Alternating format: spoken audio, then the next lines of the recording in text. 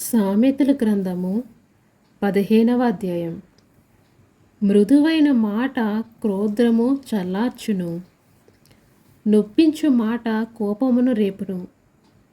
జ్ఞానుల నాలుక మనోహరమైన జ్ఞానాంశముల పలుకును, బుద్ధిహీనుల నోరు మూఢవాక్యములు కుమ్మరించును. యెహోవా కన్నులు ప్రతి స్థలము మీద ఉండును, చెడ్డవారిని మంచివారిని అవి చూచుచుండెను. స్వాతికమైన నాలుక జీవవృక్షము, దానిలో కుటిలత ఉండిన ఎడల ఆత్మకు భంగము కలుగును. మూఢుకుడు తన తండ్రి చేయ శిక్షను తిరస్కరించును, గద్దింపుకు లోబడువాడు బుద్ధిమంతుడగును. నీతిమంతుని ఇల్లు గొప్ప ధననిధి, భక్తిహీనుకి కలుగు వచ్చుబడి శ్రమకు కారణము. జ్ఞానుల పెదవులు తెలివిని వెదజల్లును, బుద్ధిహీనుల మనసు స్థిరమైనది కాదు.